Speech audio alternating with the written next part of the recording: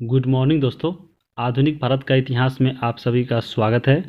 आज हम लोग इस वीडियो में पेशवा साम्राज्य के बारे में पढ़ने वाले हैं। इससे पिछले वाले वीडियो में जो मराठा साम्राज्य की थी उसमें हम लोगों ने मराठा शासकों के बारे में पूरी डिटेल से पढ़ा था, जिसमें शिवाजी, संभाजी, राजाराम, शिवाजी द्वितीय, साहू जी और राजाराम द्वितीय के बारे में पढ़ा था। और इन सभी शासकों का एक सपना था कि संपूर्ण भारत में हिंदू राष्ट्र की स्थापना हो। उस सपना को पेशवाओं ने स्वीकार करके काफ़ी हद तक हिंदू राष्ट्र की स्थापना कर दी थी भारत में।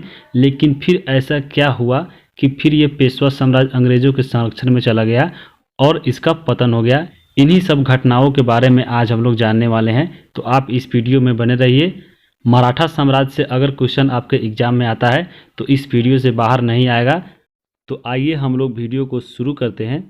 सबसे पहले पेशवा साम्राज्य को जानने से पहले हम लोग पेशवा के बारे में जानते हैं कि पेशवा क्या है, कौन थे। तो पेशवा की अगर बात की जाए तो मराठा साम्राज्य के प्रधानमंत्रियों को पेशवा कहते थे।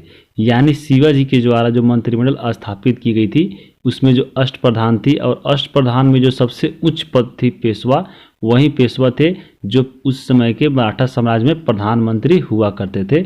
ऐसे अगर पेशवा की बात की जाए तो यह एक फारसी शब्द है जिसका अर्थ होता है अग्रणी। तो इस वीडियो में हम लोग इसी पेशवाओं के बारे में पढ़ना, जितने भी शासक हुए उन सभी को डिटेल में।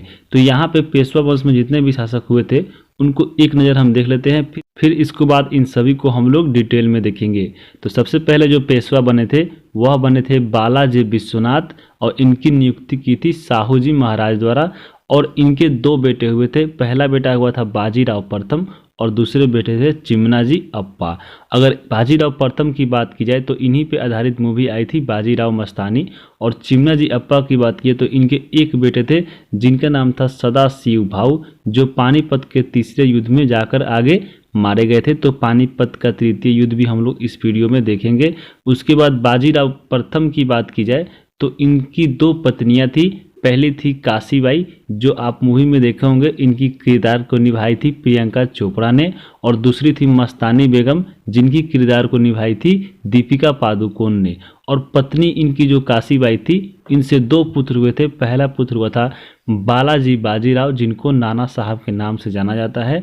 और दूसरे इनकी जो बेटे हुए थे काशीबाई से, उनका नाम था रघुनाथ राव, जिनको राघवा बोला जाता है। और दीपिका पादुकोण यानी मस्तानी बेगम से इनके बेटे हुए थे एक, जिसका नाम रखे थे शमशेर राव। और शमशेर राव भी जाकर सदाशिव के साथ पानीपत के तीसरे युद्ध में मारे गए थे। तो इन सबको हम लोग आगे देखेंगे। उसके बाद अगला जो शासक बने थे, यहाँ पे पहला जो शासक बने थे वह बने थे बालाजी विश्वनाथ। उसके बाद बने इनके बेटे बाजीराव प्रथम। फिर इनके बाद बने इनके बेटे नाना साहेब यानी बालाजी बाजीराव। फिर बालाजी बाजीराव के पुत्र बनते हैं यहाँ पे माधवराव। तो यहाँ पे बालाजी बाजीराव के तीन पुत्र थे, माधवराव, नारायण राव, विश्वास राव। तो इसमें माधवराव पहले बनते हैं शासक यानी पेशवा, फिर उसके बाद नारायण राव बनते हैं। और यहाँ पे फिर अगला जो पेशवा बनते हैं नारायण राव के बेटे बनते हैं माधव नारायण राव। और फिर लास्ट में अंतिम जो पेशवा बनते हैं वह बनते हैं रघुनाथ राव यानी राघोबा का पुत्र बाजीराव द्वितीय। और यह 1802 में अंग्रेजों के साथ बसीन की संधि करके अंग्रेजों का संरक्षण प्राप्त कर लेते हैं और ये पेंशन भोगी हो जाते हैं। तो इन सबको हम लोग डिटेल में जानेंगे। तो आइए हम लोग अब एक एक करके जितने भी पेशवा शासक हुए उन सबको हम लोग डिटेल में जानते हैं। तो 1713 में पहला पेशवा बनाया गया बालाजी विश्वनाथ को। और इनको पेशवा बनाया था किसने, तो बनाया था छत्रपति साहू जी महाराज ने। क्योंकि यहाँ पे जो यह बात की जाए यहाँ पे मराठा साम्राज्य में, तो मराठा साम्राज्य में उस समय जो छत्रपति थे यानी जो राजा थे वह थे साहू जी महाराज। और जब ये राजा बने तो इनको राजा बनने में सहायता किया था बालाजी विश्वनाथ ने। क्योंकि यहाँ पे ये जो बने थे साहू जी महाराज छत्रपति, इन्होंने अपने चाची ताराबाई को पराजित करके ये शासक बने थे। तो यहाँ पे सहायता की थी बालाजी विश्वनाथ ने, इसलिए इनको 1713 में पहला पेशवा बनाए। और यहाँ पे साहू जी महाराज एक कमज़ोर शासक थे, यानी एक नाम मात्र शासन थे। और जो ओरिजिनल जो सत्ता था वह था बालाजी विश्वनाथ के हाथ में। तो इसलिए इन्होंने अपने राज्य कार्य को संभाला और आगे तक बढ़ाया। इसलिए इसको अगर बात की जाए तो बालाजी विश्वनाथ को मराठा साम्राज्य का द्वितीय संस्थापक भी बोला जाता है। और इनके समय में एक महत्वपूर्ण घटना होती है 1719 में, जिसको बोला जाता है दिल्ली की संधि। तो यह दिल्ली की संधि की अगर बात की जाए तो यह हुई थी बालाजी विश्वनाथ और हुसैन अली खान के साथ।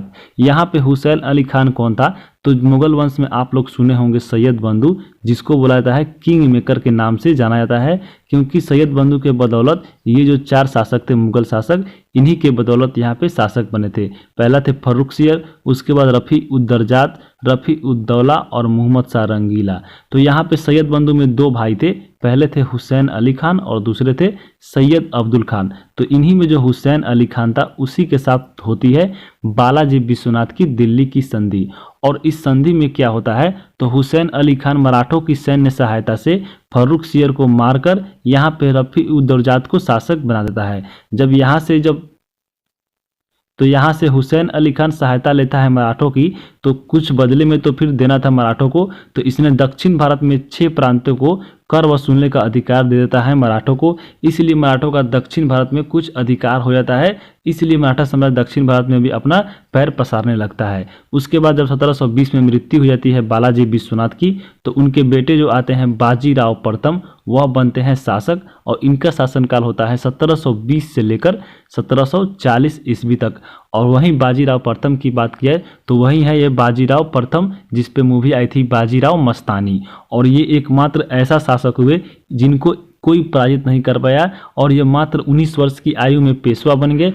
और बाजीराव प्रथम के द्वारा 40 वर्ष की आयु में 41 युद्ध जीते गए और शासन किए 20 से लेकर 40, यानी 20 साल, और उसमें 41 युद्ध लड़े और 41 के 41 युद्ध ये जीत गए थे। इनके समय में एक और महत्वपूर्ण काम हुआ था, वह पेशवा का पद वंशानुगत हो गया था। यानी इनके पहले अगर बात की जाए, बाजीराव प्रथम से पहले जो भी पेशवा का पद की नियुक्ति होती थी वह छत्रपति के द्वारा किया जाता था, यानी मराठा साम्राज्य में जो शासक रहते थे उनके द्वारा किया जाता था। लेकिन बाजीराव प्रथम के समय से, इनके समय से ही पेशवा का पद वंशानुगत हो गया, यानी इसके बाद इसका बेटा बनेगा, फिर इसके बाद इसका बेटा बनेगा, ऐसे नियम लगा दिए गए थे बाजीराव प्रथम के समय से। और शिवाजी ने जो छापामार युद्ध चलाया था उसको आगे बढ़ाया और यह सबसे बड़े प्रतिपादक बन गए छापामार युद्ध के। बाजीराव प्रथम को बात किया जाए तो लड़ाकू पेशवा भी कहा जाता है। इनके समय में एक और महत्वपूर्ण काम हुआ जब इनके जीवन में आई बाजीराव मस्तानी, तो उसको हम लोग जान लेते हैं। बाजीराव प्रथम के समय में एक बुंदेल का शासक था जिसका नाम था छत्रसाल। बाजीराव प्रथम ने छत्रसाल को एक युद्ध के दौरान सहायता किया था और छत्रसाल युद्ध जीत चुके थे, इसलिए छत्रसाल ने बाजीराव प्रथम को खुश करने के लिए एक शाही दरबार का आयोजन किया और उसमें एक मुस्लिम नर्तकी को बुलाया गया जिसका नाम था मस्तानी बेगम। और इसमें कहा जाता है कि इसमें भी हमला हो गया था इस शाही दरबार में, तो शत्रुओं के हमले से बाजीराव की रक्षा की थी मस्तानी बेगम ने। इस प्रकार बाजीराव को मस्तानी बेगम से प्यार हो गया था, जिसमें मशहूर इन दोनों की कहानी हो गई थी। और नज़र जो बाजीराव की लगी मस्तानी से तो मस्तानी दीवानी हो गई थी। तो यही बाजीराव मस्तानी मूवी आई थी इन दोनों के प्रेम कहानी पे। और ऐसा कहा जाता है कि 1740 में जब मृत्यु हुई थी बाजीराव प्रथम की, तो यहाँ पे मस्तानी बेगम ने भी उसके साथ आत्महत्या कर ली। तो इनकी ऐसी प्रेम कथा थी, इसलिए ये अमर हो गई और इस पे मूवी बनी। उसके बाद बाजीराव प्रथम के द्वारा महत्वपूर्ण जो जीता गया क्षेत्र था उनको हम देख लेते हैं, इनसे क्वेश्चन एग्जाम में पूछ लेता है। तो 1728 में सबसे पहले पालखेड़ा का युद्ध को देखेंगे हम। यहाँ पे हैदराबाद के निजाम को पराजित किया था बाजीराव प्रथम ने, और हैदराबाद के निजाम के साथ मुंशी शिवगांव की संधि की थी, और इसके तहत दक्कन में मराठों का अधिकार हो गया था और फिर मराठा दक्षिण में अपना पांव पसारने लगे थे। उसके बाद 1738 की बात की जाए तो बाजीराव का दिल्ली पर आक्रमण हुआ था, और तत्कालीन उस समय मुगल जो बादशाह थे वह थे मोहम्मद शाह। इन्हीं के समय में यह आक्रमण हुआ था और दिल्ली पर आक्रमण करने वाले पहला पेशवा बने थे बाजीराव प्रथम। उसके बाद 1738 में ही निजाम के साथ एक और संधि हुई जिसे बोला जाता है दुरई की संधि, और इस संधि के तहत मालवा पर भी मराठा का अधिकार हो गया। पहले संधि के तहत जो मुंशी शिवगांव की संधि हुई थी उसमें दक्कन पे अधिकार हो गया था, और दुरई संधि के तहत यहाँ पे मालवा पे भी अधिकार हो गया। तो यहाँ पे दक्षिण में क्षेत्र बाजीराव प्रथम के समय बहुत ज़्यादा बढ़ गया था। उसके बाद 1738 में गुजरात राज्य को भी मराठा राज्य में मिला लिया गया था, और 1739 में बसीन को पुर्तगालियों से छीन लिया था। बसीन पे पुर्तगालियों का अधिकार हुआ करता था, लेकिन 1739 में आक्रमण करके बाजीराव प्रथम द्वारा ये भी अपने क्षेत्र में मिला लिए थे, और यूरोपीय शक्ति के खिलाफ यह मराठों का पहली विजय था। तो ये महत्वपूर्ण है। और बाजीराव प्रथम के समय मराठा क्षेत्र का विस्तार बहुत से क्षेत्रों में हो गया था। इसलिए बाजीराव प्रथम मरने से पहले अपने जितने भी क्षेत्र थे मराठा, उनको अनेक छोटे छोटे सूबों में बांट दिए थे, जिसको मराठा परिसंघ कहा गया था। और इन पे एक छोटा छोटा शासक हुआ करते थे जो मराठा परिसंघ कहलाया। वो कौन कौन थे आइए हम देख लेते हैं मैप के साथ, और वहाँ कौन कौन कहाँ पे थे। तो सबसे पहले हम देखेंगे गायकवाड़ का, जिसकी राजधानी हुआ करती थी बड़ौदा। उसके बाद होलकर, जिसका राजधानी था इंदौर। उसके बाद थे भोंसले, जिसका राजधानी नागपुर था। और उसके बाद सिंधिया, जिसका राजधानी ग्वालियर था। और एक छत्रपति थे, यानी खुद जो महाराज हुआ करते थे मराठा का, वो रहते थे सतारा में, जिनकी राजधानी थी वहाँ पे। और खुद पेशवा की अगर बात की जाए तो पेशवा रहते थे पुणे में, और पुणे इनकी राजधानी थी। तो हम मैप पे भी देख लेते हैं। सबसे पहले देखिए यहाँ पे ये गुजरात का जो ऊपर वाला हिस्सा है, यहाँ पे थी गायकवाड़, और उसके नीचे यहाँ पे बड़ौदा। फिर उसके बाद यहाँ पे देखिए होलकर हुआ करता था। फिर इसके बाद यहाँ पे सिंधिया, फिर यहाँ पे भोसले रहते थे, और यहाँ पे जो था बम्बई जगह था, और यहाँ पे पूना थे जहाँ पेशवा रहते थे। उसके बाद अगर बात की जाए तो 1740 में बाजीराव प्रथम की मृत्यु हो जाती है, और उसका बेटा जो है बालाजी बाजीराव अगला पेशवा बनते हैं। जब इसकी मृत्यु हो जाती है, तो मृत्यु की बात की जाए बाजीराव प्रथम की, तो वह नर्मदा नदी के किनारे राबेर नामक जगह पर हो जाता है, और साथ में ही मस्तानी भी वहाँ पे आत्महत्या कर लेती है। तो ये बाजीराव प्रथम की कहानी थी। उससे पहले हम लोग एक नज़र और देख लेते हैं बाजीराव प्रथम की। यहाँ पे जो भाई और बेटे थे इनको, क्योंकि यहाँ पे कन्फ्यूजन नहीं रहे, बाजीराव प्रथम की बात की जाए तो इनकी दो पत्नियाँ थी, एक काशीबाई और दूसरी मस्तानी। और बाजीराव प्रथम के एक भाई थे चिमनाजी अप्पा, जिनका एक पुत्र था सदाशिव भाऊ।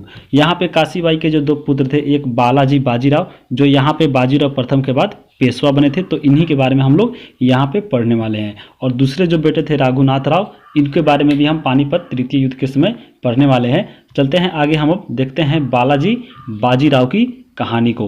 तो बालाजी बाजीराव की बात की जाए तो इनको नाना साहब के नाम से भी जाना जाता है।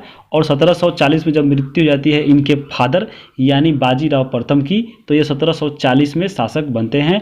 और मराठा छत्रपति इनके समय जो रहते हैं वह रहते हैं राजा राम द्वितीय, और इनका शासनकाल 1749 से 1750 तक रहता है।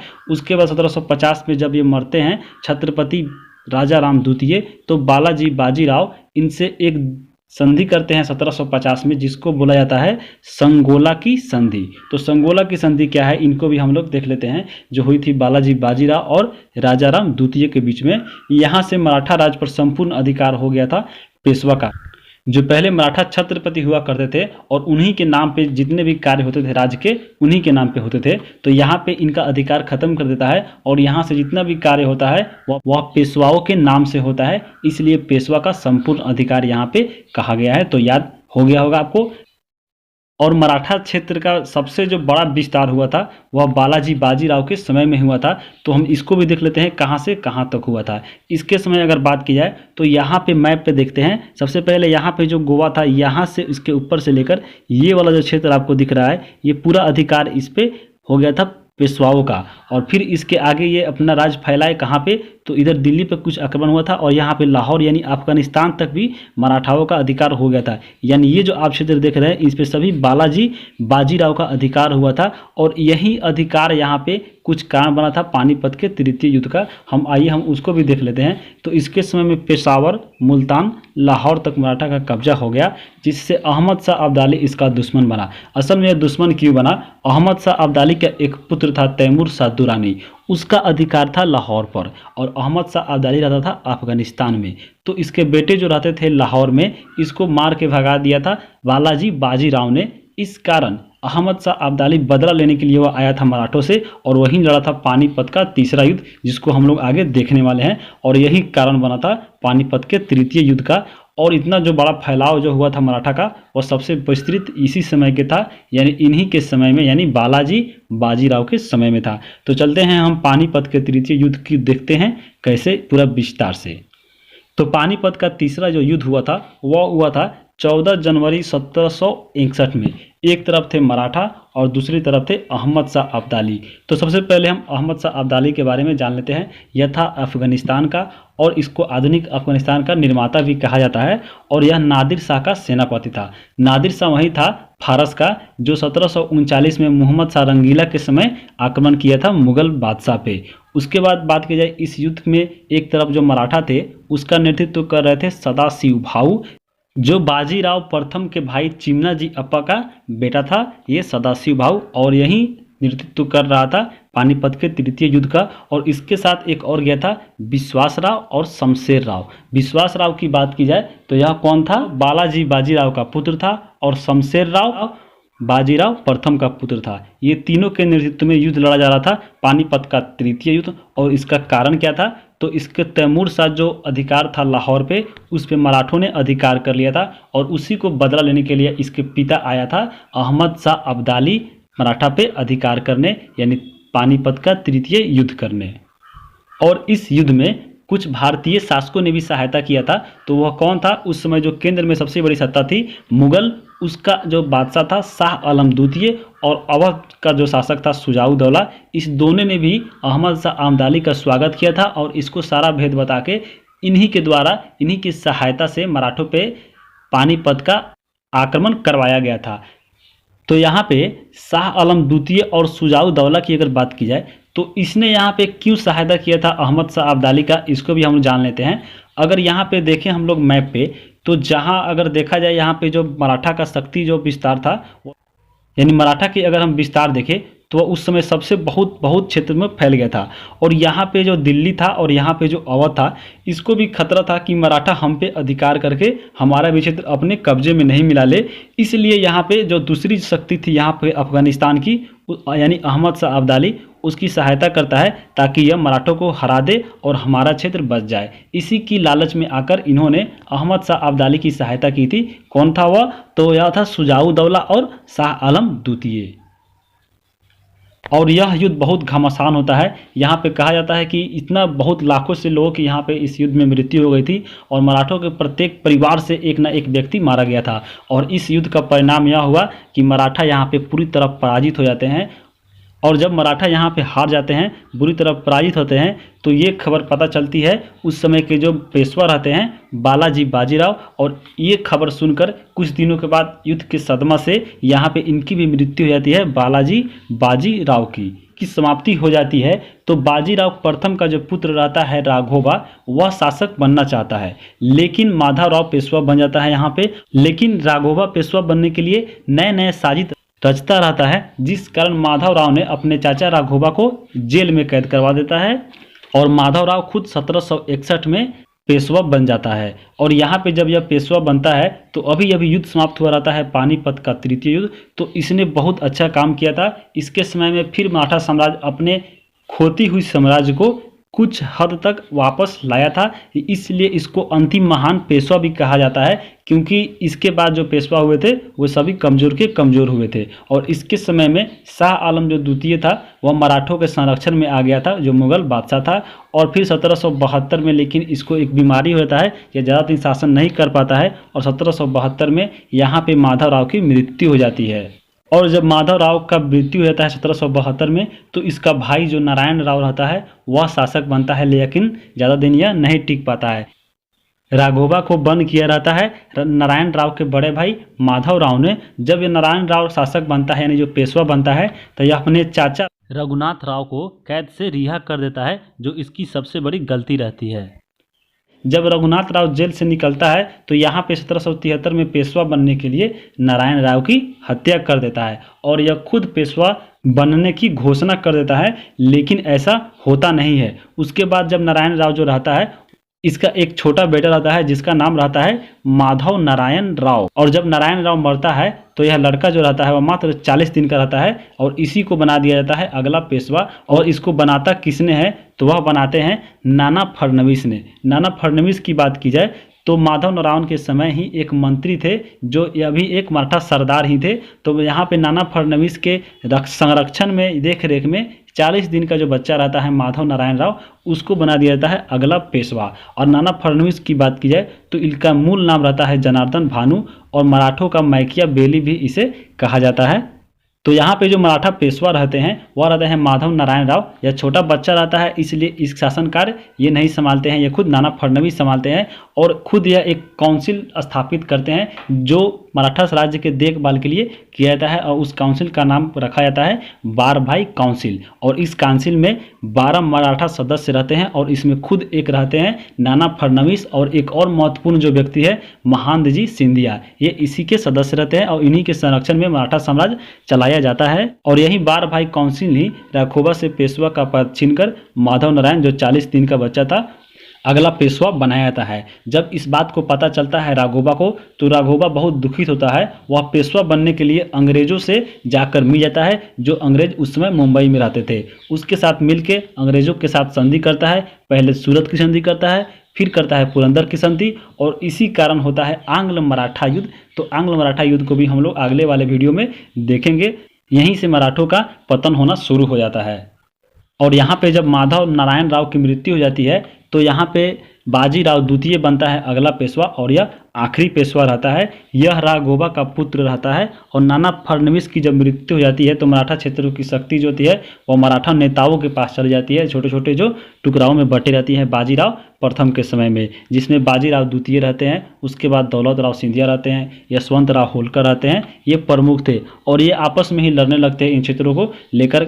और यहाँ से बाजीराव द्वितीय को हरा दिया जाता है। तो बाजीराव द्वितीय ने भी भागकर अंग्रेजों की सहायक संधि स्वीकार कर लेती है और इसी सहायक संधि को बसीन की संधि भी बोला जाता है, जो होता है 1802 में 31 दिसंबर को। और इस संधि के तहत क्या हुआ था, तो इस संधि के तहत अंग्रेजों और बाजीराव द्वितीय के बीच में यह निर्णय हुआ कि संकट में एक दूसरे की सहायता करने का वादा किया गया। यानी अंग्रेज बोले मराठा से अगर मेरे पे कोई संकट आता है तो आप सहायता कीजिएगा, और मराठा ने बोला कि हम पे अगर कोई संकट आता है तो आप सहायता कीजिएगा। उसके बाद जब सहायता करने की बात हुई तो बाजीराव द्वितीय को अंग्रेजों ने 60,000 सैनिक दिए और कुछ तोप दिए थे। तो उसके बदले में फिर अंग्रेजों को भी कुछ तो मिलना था। अंग्रेजों को क्या मिला, तो बाजीराव द्वितीय ने अंग्रेजों को 26 लाख रुपये दिए थे और मराठों को किसी अन्य राज्य से संधि करने पर मना कर दी गई थी अंग्रेजों के द्वारा। यानी बोला गया कि आप किसी राज्य के द्वारा अब कोई भी संधि आप नहीं करेंगे, यानी आप मेरे अंडर में काम करेंगे।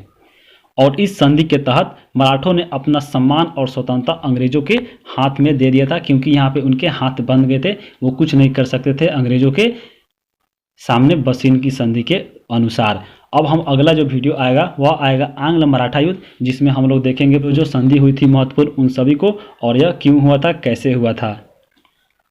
तो आपको अगर वीडियो अच्छा लगा तो ज़रूर कमेंट करके बताइए। वीडियो को हम यहीं पे रोकते हैं, अगला वीडियो में मिलेंगे आंग्ल मैसूर युद्ध के दौरान। धन्यवाद।